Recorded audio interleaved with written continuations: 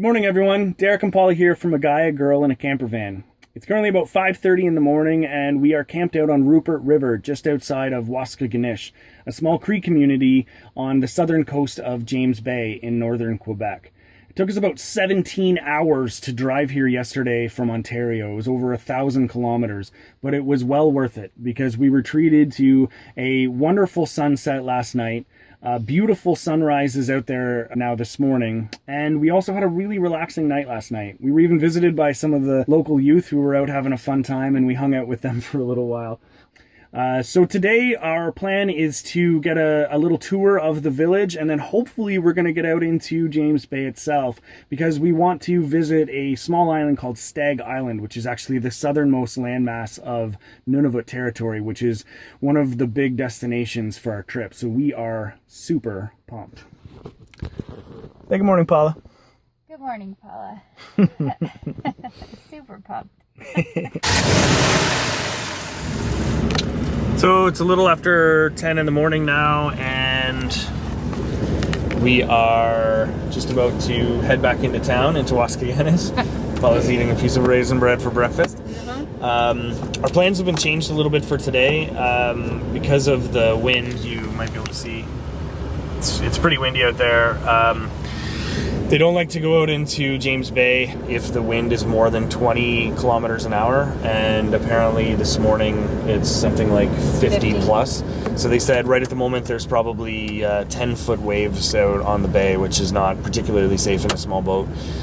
So we're just going to do a tour of the town today and have a bit of a relaxation day, and then we're going to, hopefully, if the weather forecast holds, we're going to go out first thing tomorrow morning, probably around 5 or 6 in the morning, to check out the bay. Then they're only forecasting 10-kilometer winds at that point, which is exceptionally calm. Apparently it's about as calm as it gets, is what we're told.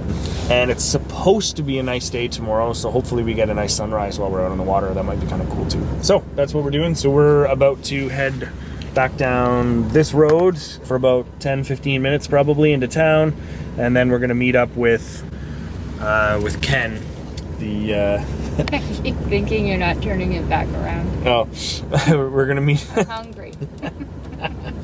We're going to meet up with Ken at the band office. He's the contact that I think we mentioned earlier that I've been chatting with for the past couple weeks about our plan while we're in town here and going out into the bay and whatnot. It's good. You can eat now. I'm going to eat now. Okay.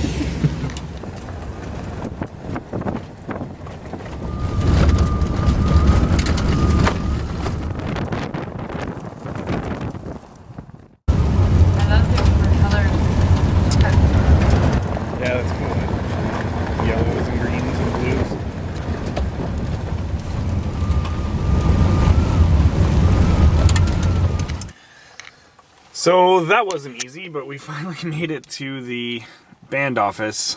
This town is actually a lot bigger than it looks. We were searching around. Our GPS kept bringing us to the band council garage, which wasn't helpful. So I got out and I spoke to a couple guys there, and one guy said to follow him. He would take us here, and he hopped in his silver pickup truck, and then like 3 other silver pickup trucks went along with him, and they all turned in different directions. So we ended up following the wrong one and circled around for several minutes, and then eventually that guy was super nice and found us, and then brought us here to the band office. So we're gonna head in now, then we'll get our tour. You excited? Yeah. The people here, we're in Quebec with not too many separatists around. White flags, Yeah. blue flags. Yeah, absolutely. That's cool. It's quiet right now. The plane's not, I guess plane come in over 3. Oh. 3, I think 3:30, something like that. Does the plane come in every day? Yeah, except, yeah, I think it does come in every day now. Yeah. Does your wife work here? No, but she, for some reason or other, she seems to know all the hours of every plane and every other thing, and every social activity that goes on in Waskaganish. Last night she went to the graduation feast, and the night before I was invited to the Niskamoon Fisheries Feast to close the year of studies, biological studies. Oh. And so she had 2 feasts in a row with her. She's a social. Cree are very social. Yeah. So is your wife Cree? Yeah, my wife's okay. Cree. forgot to mention that.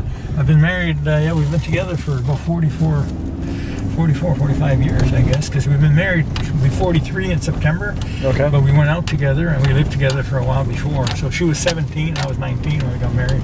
Oh, wow. So- Was it easy for you to be? Well, not back then, like the cultural teacher here, he told me, he says, Kenny's younger than me. So I remember when you first came here, and I was a little boy, and he said, I still remember it was the first time I saw a non-native with a native, you know? Really? So it wasn't too common. But according to what I've read, and according to the general, knowledge, is that this was the first Hudson Bay trading post in northern Canada. Okay, yeah. I mean, Canada, period, because the English came in from here, Hudson Bay and James Bay. So yeah, this is actually the roots of the Hudson Bay Company, which is now the Bay. That's awesome. So right, and that's where it started, was that right there where the grass is. That was the first building. That's probably the second building, because they had a little trading post before. Okay. That was gone a long time ago. But a structurally sound, Yeah. a little bit slightly more modern building was there. Okay. And it was used as a warehouse. And this was the store when I first came here. Now it's used as a warehouse. Well, that's the new store, which Okay. is Northern, which was bought from Hudson Bay. And Northern is actually a descendant, in a sense, of the old Northwest Fur Trading Company, who were the competitors of Hudson Bay. And they wanted to build a new store, but they're having problems where the archaeologists don't want people building everywhere either, because there's a lot of artifacts and that in the ground. Sure, here. yeah. I can imagine. Because, like they say, if it's not it's one of the oldest communities in northern Canada. Wow. Yeah. That's So awesome. yeah. That is very And, fascinating. that's where they used to play checkers. It's here. Oh, really? Okay. We got a new spot now. Yeah, they do. Okay, and they play with stones. Really? And they really play fast. Really? You don't see it like usually you see two guys playing checkers and they're looking and thinking, Yeah. But these guys go click, click, click, click, click, click, click, click, click. Really? Oh yeah, it's just it's a game. And like, Wow. there's 5 different churches in Waskaganish for a population of 2,200. Wow. And this is the Catholic priest that's here. Okay.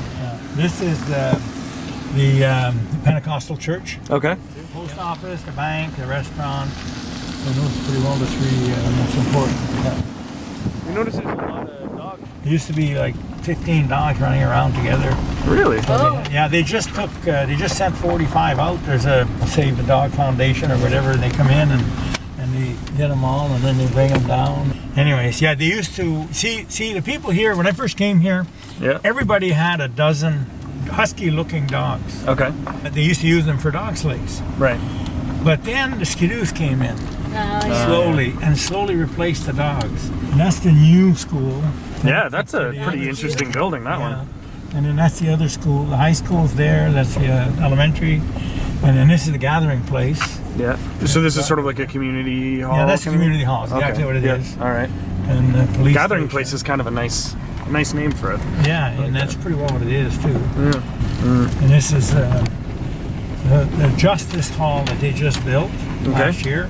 And that's the fire hall that they're just finishing to build. Okay. So it's really booming. It's a booming town. Yeah, it's ever. Yeah. We noticed one of the things we were surprised about up ahead of us here. All these houses are quite nice looking houses, and they're huge and they're all brand new.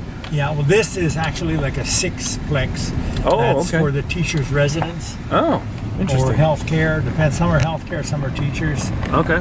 But then I don't know if you Okay. ever heard of the Grand Chief Billy Diamond. He was famous chief. I the have most heard. famous Cree that ever lived. I Yeah. know him well. He designed a house that he was going to build, but he passed away just before they started building it. Oh no. So his wife went ahead and built it, and that's it there. This That's a single brownish? resident home, Okay. Wow. but that's the biggest house in Waskaganish. Wow. So you see these houses here are nice houses, you know. Yeah, they are. People are not fussy about landscaping, which suits me fine because I'm not a lawn and garden guy. You and me both, I Ken. like natural. Yeah, we do too. Let it grow wild. That's fine with me. So you guys must be pretty cut off in the wintertime then? We've only had a road for, I guess it's the 14th year. Oh, really? Yeah, that's why we moved here, was we knew there was a road coming. Wow. Because I couldn't live here with my work without there being a road. Look at the rapids over here. Whoa. Wow. These are fish cleaning stations. fish and they catch them down over there.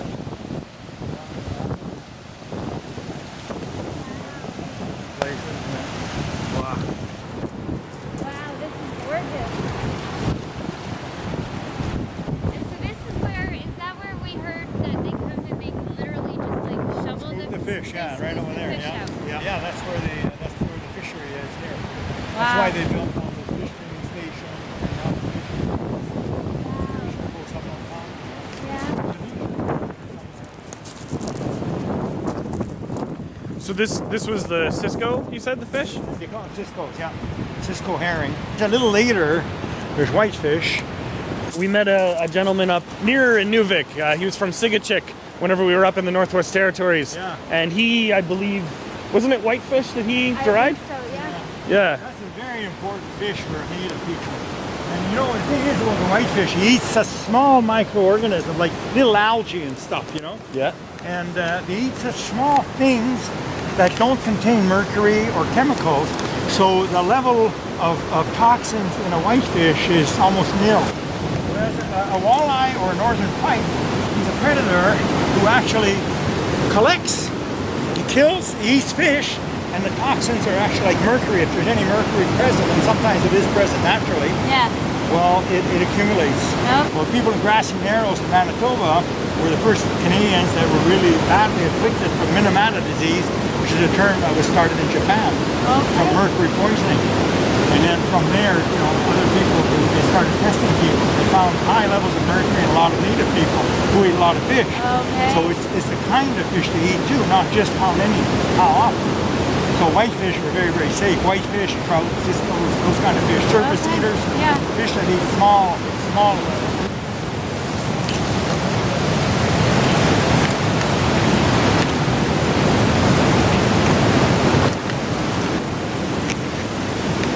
I'm good. Sure? Yeah. Yeah, carefully. Okay.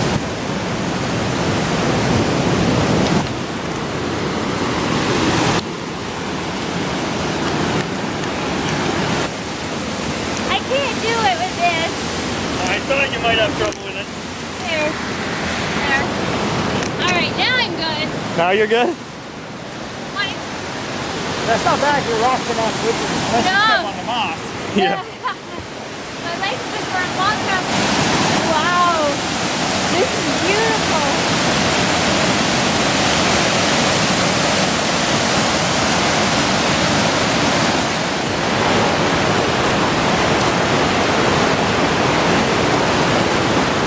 These are all black spruce. This is a balsam. That's a balsam. Balsam fir. Usually there's balls of sap, and they use that for traditional medicine. If you break that, there's sap in that. Oh, It yeah. smells like Vicks. Oh, Really? really? Yeah. What would they use that for? On sores sometimes, yeah. It Okay. helps. It helps heal Heal it. sores, and also when you have when you have a cold too, for breathing it in. Yeah. Different things. I'm not familiar with all the use of it. I have to that ask an stuff. elder. Yeah. But this stuff here dried is baby diapers. No Really? way. Yeah, yeah. In the Wow. old days, you know. Wow. Yeah. And this is moss. That woodland caribou eat that moss. That only grows on really old trees. This tree is probably 3 times older than a tree this size where you live. Really? Yeah, because the growing season is shorter here. Oh, okay. And just the fact that it has this moss on it shows me it's an old tree. You've done. That you can chew, take it off, chew it. Really? And just keep spinning out. Is it flavorful? Is it good? It tastes sprucey, and then you spit Makes out sense. until it looks just like a gum. Really? It turns out to be a perfect gum, yeah. They mix that with lard and they patched up the boat with it. Yeah, bears are the hardest animals to track, really, because they don't have a hoof that cuts the ground. Yeah. So it's almost like a person walking through the bush with slippers on, you know. Along the river, along a stream where there's clay or mud, you can see bear tracks there. But you don't usually see bear tracks. What you see is bear impressions, just where they walked. And a bear has a tendency, if he comes back to the same place where he does his circuit, he steps in the very same place every time. Really? Yeah, so you Cool. can see the impressions. Overturned rocks, that's easy to see. They overturned it to see for ants, bugs and that. Sure. And then torn up logs, that's easy to see. Marking trees, that's easy to see. Some of the hardest that I see are bare beds. Yeah. Really? Where bear lie in the bush, you know. Okay. Poplar trees down, like these little exactly these trees here. Yeah. You'll go along the road and you'll see them down, as though the wind blew them down and they broke. No, a bear did that because he eats them. Really? Yeah, just a minute, I'll show you. I think I just saw some claw marks maybe. Well, yeah, he grabbed down here and here, and then he slipped a little bit here. He put his foot here. Oh my gosh. See, he scratched up here a little bit. Okay. That's a long time ago, but that's bear. That's a bear. Never in 1,000 years would I have noticed that. See, here it's very obvious here too. See there? Oh yeah, I See see the that. scratches here? It's obvious now that you pointed it out. Yeah. You see, chook, chook, chook, chook, chook, chook, chook, chook, chook, chook. But the reason is they walk the roads at night, and then like a little earlier than now, say last week, a tree like that, the new leaves are really tender and they eat them. Okay. So that's why they're up in the trees often. Oh. And that was a long time ago. And this, we're going down the gravel pit where all the cabins are. This is the whole other town here. Really? Really? Yeah. The people all have houses in town. They live here. Why? Because they'd rather be in the bush. Really? And it's a close compromise, you know. And then this is my father-in-law's, now my mother-in-law's cabin. One of them, but they've got some nice ones out in the bush. They've got, this one is like for close to town, you know. Okay. Yeah. Wow, this is just a whole other little town. You're right. They've even got a speed limit and everything. See, that's Santa Swishy is the tally man. That's his cabin there, the big one. Okay. Oh my gosh. Wow. The teepees, they haven't really put them up for the summer yet. Too much. And who decides who gets what? The tally man, the owner of this area. There's two now because we're at the border, kind of. So just whenever there's a cabin, free. Yeah, they just said, I want to build a cabin. Where do you want to build it? There, okay. Build it there, okay. And is there a fee to have a cabin down here? No, not really. No? No, you gotta build a cabin. Yeah, no fee. Wow, from the road you never would have known that any of this was here. It's crazy. It's true. Yeah.